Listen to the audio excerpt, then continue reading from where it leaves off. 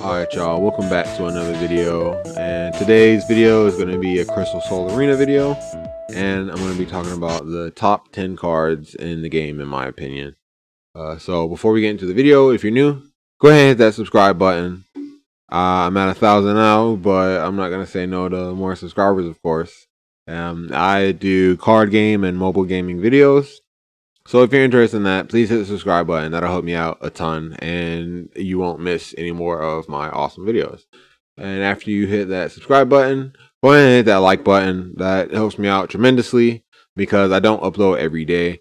So if you like my videos, it'll keep them from getting lost in the YouTube algorithm. So let's go ahead and get into today's video. I'll be going over the top 10 cards in Crystal Soul Arena. So I want to start off the video with Naya. Now, Naya is a crystal generator for blue.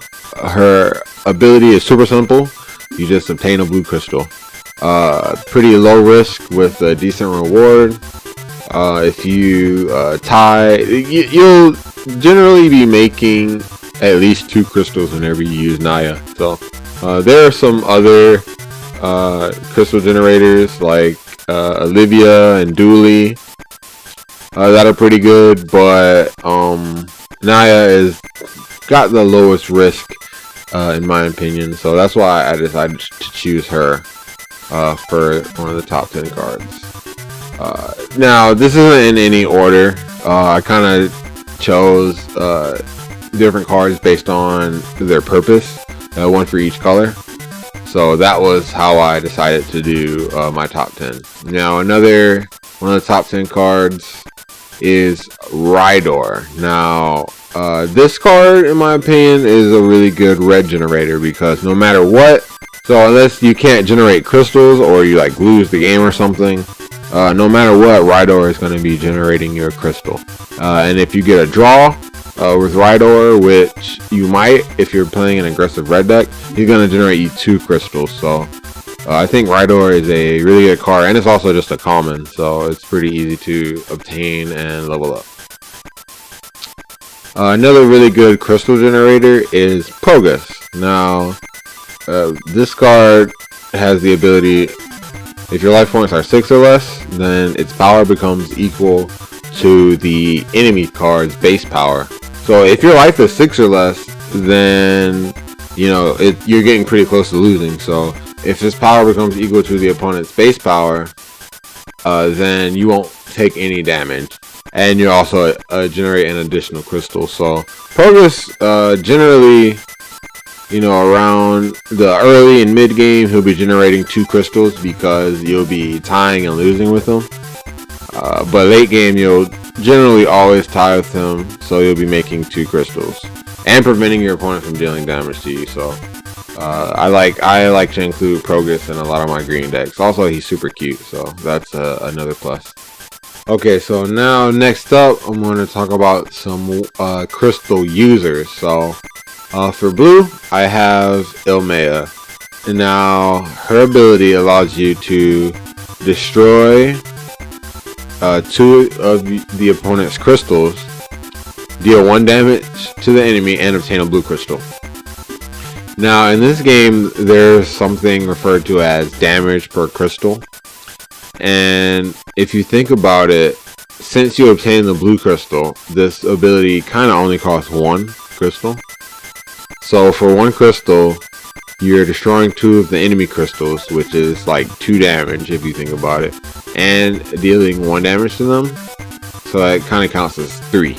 So this ability is really strong in my opinion, and I try to include this card in a lot of my mono blue decks that I play. I don't play mono blue that often, but I really like Ilmea in mono blue, so I'm going to give her a slot on this top 10 cards list. Next up, Panadesis. I don't know if his name is supposed to be Panadesis or whatever, but that's just what it is. Now his ability does 4 damage to the opponent's life and heals you for 2 for 4 crystals. So this one costs 4 crystals and does 6 points since it's doing 4 to the opponent and healing you for 2. This is just probably the easiest to use card like that, and it's just a really strong swinging ability. I really like using this card in the red-green deck. And for blue, this one will go to Royce, and it's also going to go to Lindy. Now these two cards have the exact same ability. The enemy receives 3 damage points. You destroy one of the enemy crystal and you heal 2 life points. So this is the same as Panadesis. You're getting 6 points worth of damage or whatever for your 4 crystals. The only thing difference is the rarity, which kind of doesn't matter, and the cost of the ability. This one costs 3 different, and this one costs 4. These cards are really strong, just like the Panda, doing 6 points. Royce is better because you're getting 6 points for 3 crystal, but it's 3 different crystals, so it's kind of hard to use Royce, but her ability is still really strong.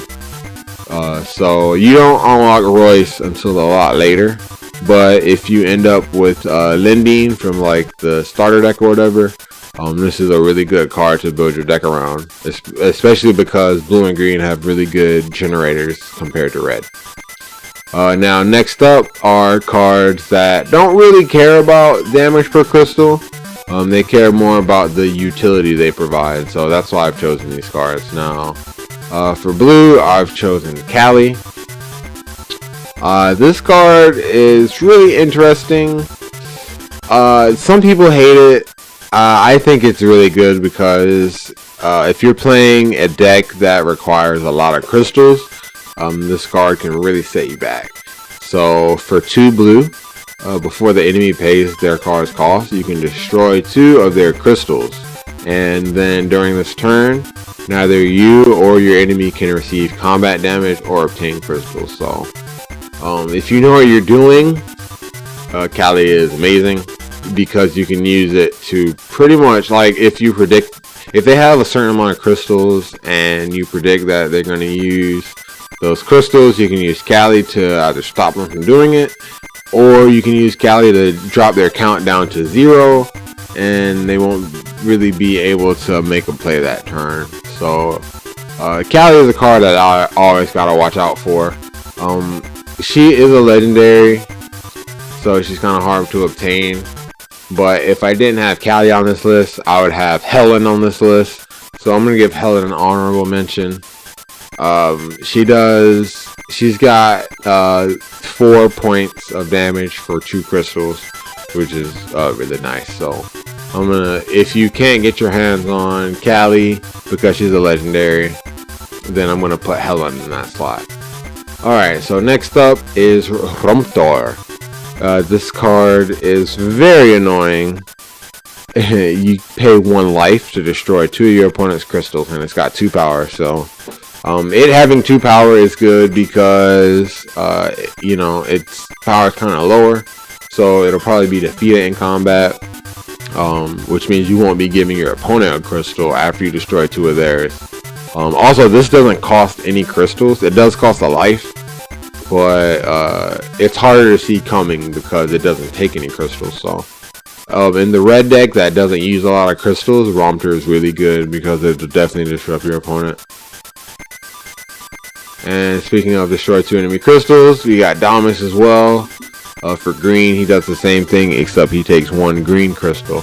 And this is a card I always watch out for. If I know I'm playing against green and my opponent has a crystal and it costs 3 in their hand, I always try to play around Damas, unless they just prove to me that they don't have it, because his ability to destroy 2 enemy crystals is really disruptive. So I always try to take either Rarecuisine or Damas if I'm playing in the draft event, because their abilities are so disruptive to the opponent, especially in a limited format like that.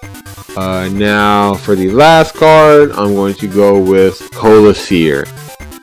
This card is very interesting. This kind of gives you a reason to play monocolored decks. Alright, let me start with its ability.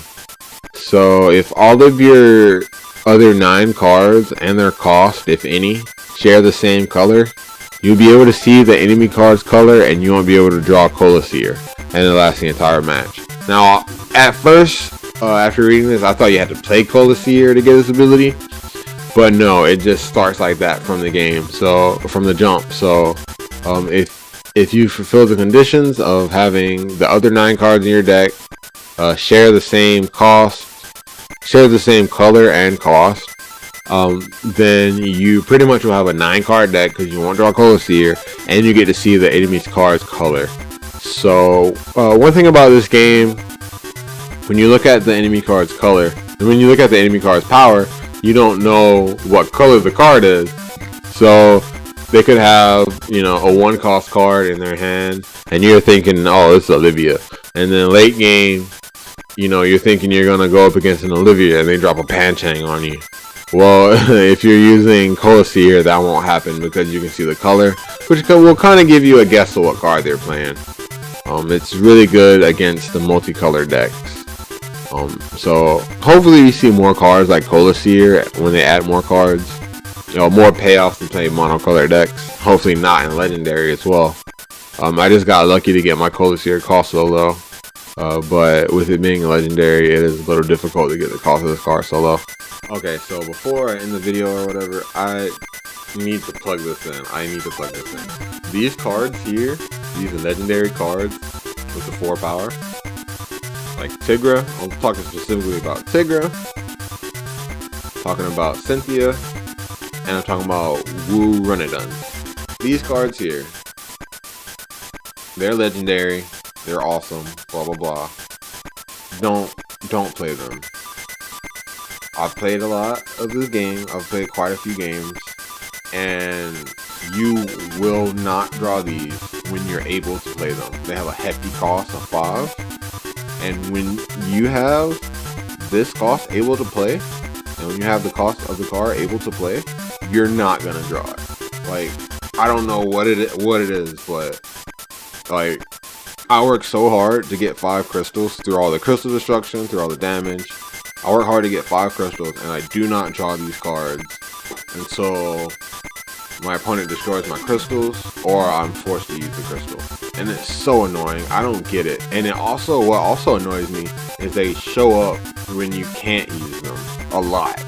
Like you're gonna draw these in your first hand every game, and then you won't use it because you don't want to, you know, use the ability or whatever, and then you just won't see it when you can use it. Now, like, you'll obviously draw it when you can use it, but like, there have been several games where I use these cards and I work hard to get the cost to play them, and I never draw them, and I'm pretty sure that will happen to you. So when you're building your deck, you can use them. You know, the point of the game is to have fun. If you want to play the card, I mean, by all means, go ahead. But they are not the best cards in my opinion, and they're probably kind of the worst cards. The effects are good, but I don't know why. You just don't draw them when you need them. So, all right. Anyway, we're getting back to the best cards now. So that is the top 10 cards in my opinion. When you're building a deck in this game, if you can afford to use the colors, then you probably want to include these cards in your deck if you're looking for a top strategy. So I want to thank everyone for watching this video. Check out some more of my other videos. I do play as Zenanzar, and I'm going to start playing some other mobile games as well. I've been messing around with A3 Still Alive, and I'm going to do a playthrough of the Pokemon trading card game on Game Boy Color, because that was a game I had a lot of fun with in my youth, so I would like to play that again. So please hit subscribe, please like the video, and I'll see everyone in the next video. Later.